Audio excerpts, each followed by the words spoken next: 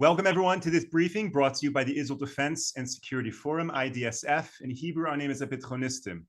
IDSF is the leading Israeli organization advocating for strong national security-oriented policies to guide the state of Israel. We are a movement of more than 20,000 people, including many reserve officers and operators from all branches of the Israel Defense establishment.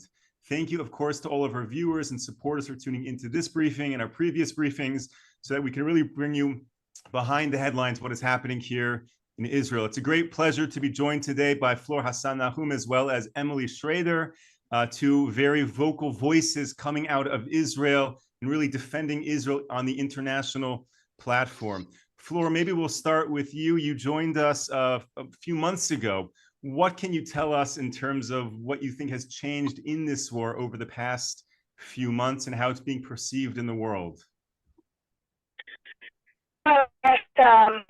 I'm not a military expert, but you've had plenty of those come and speak. What I can tell you is what's going on with world sentiment at the moment, which is something that Emily and I, of course, are on the front lines of that war. And unfortunately, we are in a very heavy battle that includes a complete, I guess, renaissance, if that's the right word, of anti-Semitism. And I just honestly feel these days that this is not about Israel, but this is Israel is the conflict is the instigation of a much wider battle against Jewish people all around the world. And unfortunately, my family was kicked out of Spain 500 years ago for religious reasons. And of course, we have 100 years ago, the Holocaust and everything that happened. And this is simply another wave of anti-Semitism with the excuse of calling us colonizers, with the excuse of, the Israel-Hamas war, which is not about Israel and Hamas. It's a much wider conflict, which Emily can probably talk much length about Iran and Iran moving around its proxies. And it's essentially a war of jihadi Islamism against the free world. And Israel is in the front lines of that. But we're also in the front lines of a complete demonization of the Jewish people in the state of Israel, followed by anti-Semitism incidents around the world. And that battle is a battle that's going to take us a lot longer. I think that the Gaza war will be over before that one's over, to be honest. And we fight, but it's a very depressing thing to really kind of accept that we are really the Jewish people together, Israelis and the Jewish communities from around the world, and of course our incredible allies from the Christian world and other allies that we have, that we are really fighting a very vicious battle against the Jews and our country.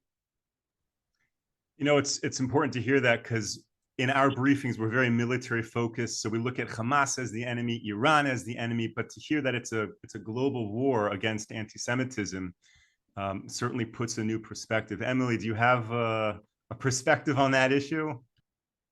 I mean, I think you heard really from the best, one of the best voices in the international media speaking about what's going on. And unfortunately, I agree. I think that at the end of the day, at its core, a lot of the pushback that we're seeing, a lot of the very blatant double standards that are more prominent, I think, than perhaps ever before in the decade or so that I've been sort of tracking this narrative and this conversation surrounding the Israeli-Palestinian conflict, particularly on social media. It has continuously gotten worse. And that's because the core of the problem here that has always existed throughout all of human history is anti-Semitism. It's not the only factor here, but it is a major, major component. And we have to consider that when we're looking at how to respond, whether in terms of PR or even, I'm not the expert, of course, on this, but even militarily. We have to weigh those things. We have to understand what's really happening before we're able to defeat this evil that continues to mutate over time and target the Jewish people generation after generation. So for me, it's completely counterintuitive that after the October 7th massacre, we would have expected sympathy from the world, not an increase in anti-Semitism. What is going on? How does that happen? Well, I knew from the... Sorry, go ahead. I was just going to say, I think that we had sympathy for about 24 hours, and then you saw that people really flipped. And that really speaks to both what Flora and I are saying. And that is that at the core of the issue, there are a lot of people who have a big problem with Jews. That's really what it comes down to at the end of the day. You don't have a problem when any other minority group defends itself. You don't have a problem with the self-determination of any other minority group. You have a problem when there is police brutality or discrimination or terror attacks or any form of oppression against virtually every other minority group on earth. And yet, when it comes to the Jews, it's a different standard. And that is anti-Semitism, whether people recognize that within their own hearts or not, whether they think they're being hateful or not. That bias, that double standards, that's what anti-Semitism is. That is one of the modern forms of anti-Semitism. And we can't dance around it anymore. It doesn't help us to dance around this issue. We need to call it for what it is. And we've been afraid to do that because of a number of different PC factors and not being able to bridge the gaps with other political views. And I understand that. And that's something we have to continue to work at. But we can't play this game where we're going to pretend that it's not anti-Semitism or it's just Israel. There's no such thing as just Israel. There's not. I've seen how people speak about this conflict for years. There's no such thing as just Israel. I'm an Israeli. I have criticism of the Israeli government. I have criticism of the IDF, but you don't see me talking the way that you see other people speaking about Israel. And there's a reason for that. It's because they harbor animosity towards Jews in their hearts. I mean, I agree. It's the masks are off. That's the way that I see it. It's not that anti-Semites, anti-Semitism grew overnight after October 7th, which should have been the period when people were sympathetic. But I saw somebody wrote a comment, which I completely agree with.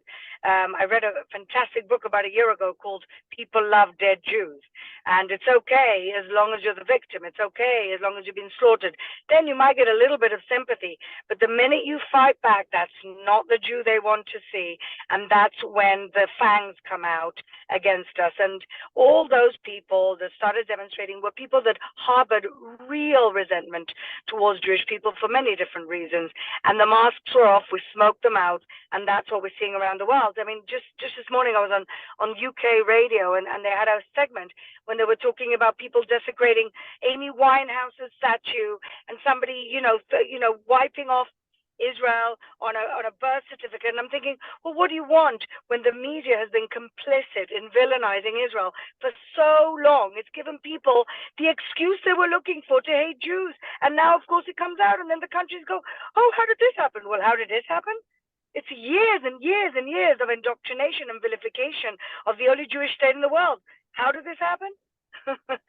How did it not happen before? I want to add one more thing that I think is important to note, and that is that there are a lot of conflicts and a lot of voices that are in a way being silenced or more accurately ignored in the issues that they're facing today. And a lot of them are related to, the number one enemy of Israel, which is the Islamic Republic of Iran. Note, not the Iranian people, but the Islamic Republic of Iran. Now, there are people in Yemen, there are people in Syria, there are people in Lebanon who are dealing with the detrimental impact of this colonization project of the Islamic Republic of Iran, how they've built up terror organizations in those countries that are destroying economies. They are destroying families. They're destroying lives in those countries, in the Arab world. And we have a very strange scenario happening now where the people of Israel are in fact in the same boat as most of the Arab world when it comes to dealing with Iran. But no one's talking about that. Even amongst these protests against Israel that you see in this whole Free Palestine movement, which really is a pro-Hamas movement, they're pro-Houthis. They're pro-Houthis in Yemen. And the Houthis are a terror organization backed by Iran, or the Islamic Republic of Iran, which has oppressed the Yemeni people. And yet you're not hearing those voices. You're not hearing that conversation in the international media. And that's a byproduct of the disproportionate obsession with criticizing primarily the state of Israel. And that is not fair to the rest of the human rights abuses and the rest of the conflicts in the Middle East. Those voices in Lebanon and Syria and Yemen who are suffering under the Islamic Republic of Iran deserve to be heard, and those conflicts should be brought to light. Also, of course, we can't forget what's happening in Africa with the conflict in Sudan, the oppression of Muslim communities there. Nobody even talks about this. Nobody's even aware that this is happening, and that is unacceptable. I mean, and just to add to what Emily's saying, What about the moderate countries of the Gulf that got rid of their version of Hamas already 10 years ago? Saudi Arabia getting rid of its fundamentalists, the UAE, Bahrain, Egypt. Israel helped Egypt get rid of their fundamentalists. And so nobody talks about that, of course. It's only when Jews are involved. And our fight back, that's what gets the headlines, and not when everybody else gets rid of their fundamentalists, which is a very justified thing to do. And like Emily said, you have in England people marching, for the victory of the Houthis that are attacking British naval assets. You can't make this up. Okay, so a lot of this war against anti-Semitism seems to be the perceptions from the West. And I assume when you two are speaking on international media, you're speaking in English to people who understand English. And it seems, therefore, we're fighting this war against anti-Semitism, maybe a losing proposition if there's a growth of anti-Semitism. I'd be curious to know how this is playing out in the Arab world, as you just mentioned, meaning as much as we're trying to fight perception in the UK and the US, what is the perception amongst the moderate Arabs in the Middle East? And our fight with anti-Semitism, does that spill over, or does that have any impact on what's happening with the Gulf states? So I'll just say that I'm actually optimistic about the Gulf states, and I know this might seem a little bit deluded, but I'll tell you why. Look, they're not, the Palestinian cause has always played very well in the Muslim street, and that's why the Islamic Republic of Iran, as Emily mentioned, they actually use the Palestinian cause because they're not even Arabs. They don't care about the Palestinians, let's be honest, but they use it as a tool to gain public sympathy for their evil and sinister plans to take over the world, okay, or to change the world order, let's put it that way. But why I see this as very positive, what's going on in the Gulf states, is that about a month into the war, the Arab League met, and they tried to pass 3 boycotts, one against American bases in the Gulf, and 2 against Israel, and they couldn't pass it. So let me just repeat that. The Arab League could not pass a boycott against Israel. Now, in this part of the world, that's progress. And even though the people may be a little annoyed, I can tell you, that it's kind of business as usual. It's just much more low key at the moment. And the governments of the moderate Gulf states that signed the Abraham Accords, and even Saudi Arabia that hasn't signed yet, they have a long-term goal here with Israel, and they're not canceling or rolling back anything. On the contrary, Saudi Arabia has doubled down about wanting to make peace with Israel because they know, that the real enemy, as Emily mentioned, is the Islamic Republic of Iran, and that's their enemy as much as it's our enemy. So in the long term, I'm actually optimistic about the growth and the continuation of the Abraham Accords. Emily, when you mentioned the Iranian Republic, you mentioned the government and not the people. So do you share the sentiment that you think there's opportunity with the people of the Middle East, the people of Iran? I mean, of course, especially with Iran. Now, of course, it's not an Arab country. They're Persian, as well as a number of other ethnicities included under that umbrella. But the reality on the ground is that the majority, unlike Gaza, the majority of the people in Iran support Israel. The majority of them want relations with Israel. We had relations with them. We have thousands of years of history between the Persian people and the people of Israel, historically speaking. So it's a very different dynamic from the start than what you see in the Arab world. We never had a war with Iran. Okay, that wasn't, we don't have a existential conflict with them, whereas we did multiple times with the Arab world. So there isn't that hump to get over for the people of Iran. That being said, they're in a pretty bad position. I mean, 45 years now of brutal oppression. The same tactics that we saw from Hamas on October 7th are straight from the playbook of the Islamic Republic of Iran and what they do to their own people.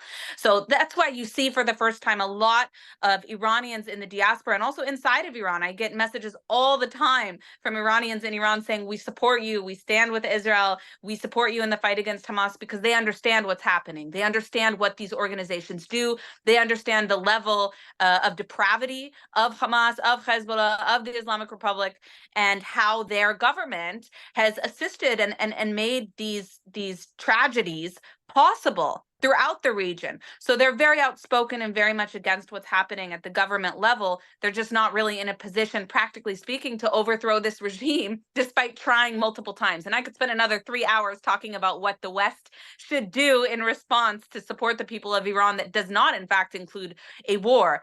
But, it's the opposite situation of what we see in Gaza, where you have the majority of people who do support Hamas, and not only that, who condone the actions of October 7th and who celebrate it in the streets. I think there's a lot more incitement and hate speech in the Arab world. However, I also agree with Fleur that I think that the future of the Middle East is going to be one of normalization and cooperation, even if only for their self-interest. And you know what? I don't care. If it brings us peace, I'm okay with that. When, if one person succeeds, then hopefully all of us can succeed. But we do have a long way to go, especially when it comes to Syria, Lebanon, even Jordan and Egypt, whom we have peace with. In terms of what the people think, there's a long, long path ahead of us before we can have any sort of normalization with them. But in the long run, I do think that that is what will eventually happen. Now the question is, how do we get to that point? How do you sort of undo the brainwashing of so much of Palestinian society and the level of hatred and pure violent anti-Semitism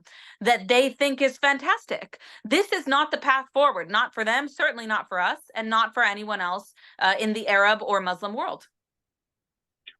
I just want to add to that in the many demonstrations that I've been a part of outside of of Israel, the Iranian people are there at those demonstrations. The other day, there was a man who got arrested by British police for standing with a sign saying Hamas are terrorists. They really are being incredible allies, the Iranian people, who know exactly what we're dealing with here.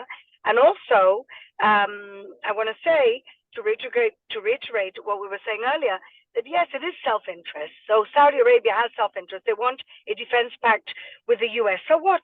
That's good. We share an enemy, and we need to share resources to fight that enemy. There's nothing wrong with that.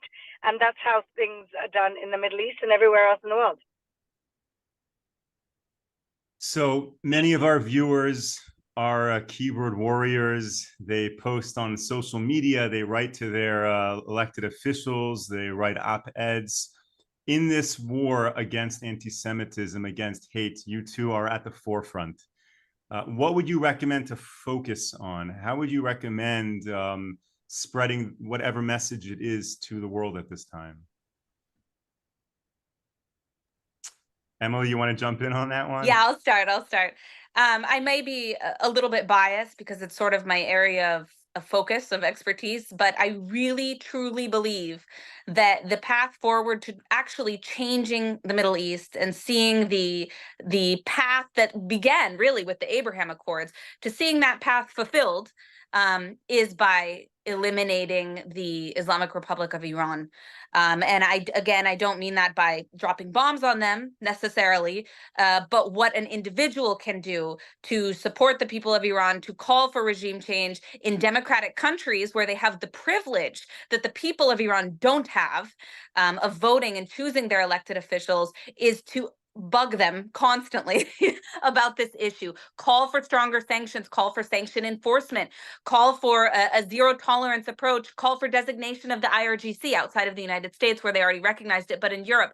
These steps are important to holding the regime accountable for the crimes against humanity that they are funding and enabling around the world, especially, of course, in the Middle East and within Iran itself.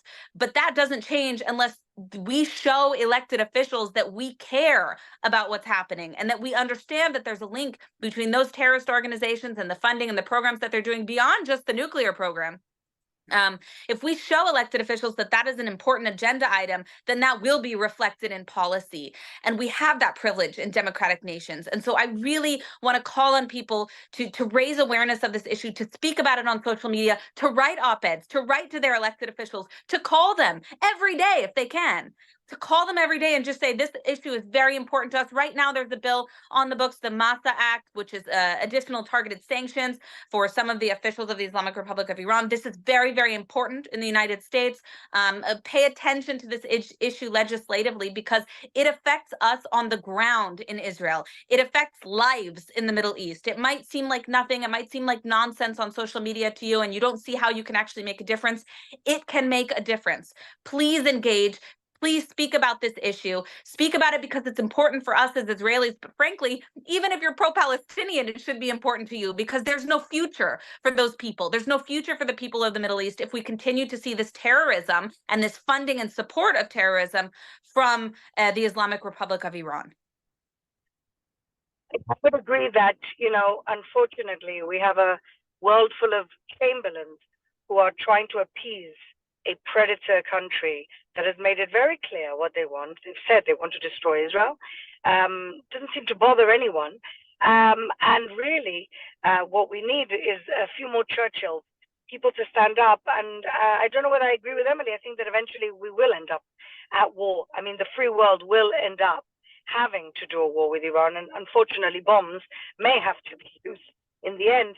But if we would just boycott and sanction Iran, maybe we will give the people more strength to overthrow their own regime, which would be really ideal. But on top of that, a lot of people are asking, what can we do? I want to say two things. One is, be proud and strong of who you are as Jews or as allies to Jews. Our Christian community have been so wonderful with us. And just keep speaking. Don't let anybody intimidate you. A lot of those keyboard warriors from the other side are cowards. And really, when you confront them with facts, they kind of fall to the wayside and fall apart. So let's, have our heads held up high, who we are, what we've built here on nothing, and how we built this incredible country. And we are not victims, but we will fight for our rights. And so everybody in the diaspora should be strengthened. And also you should be strengthened by the lights at the end of the tunnel. And for me, there's two or three very obvious ones. The first one is the unity and resilience of Israel and the Jewish people, and the knowledge that we're one. That's, we could have talked about Israel and the diaspora for many years, but now I think it's very clear that we're one. We're one people, we're one family, and we have to keep fighting. And the second thing is the strength I get from the people here, many of them victims who had to leave their homes and from the South. And they tell me, we're going to build the South back bigger and better. And I think this is just the story of the Jewish people. Yes, they keep trying to kill us, but we come out fighting bigger and better, and we will prevail. And, Am Israel. Lauren, Emily, thank you so much for joining. I know that our viewers are eating up all of your words, and with your permission, we always send out the recording of the briefing afterwards so people can catch it afterwards on YouTube. We're going to send out your links to social media, because I know you both post a lot, and it's incredible to follow everything that you're doing to support and defend Israel. So everyone who's writing... Everybody should watch our show. Emily and I have a show. It's called The Quad. It's on JNS. Everybody watch our show. It's poignant, intelligent, and sometimes even funny.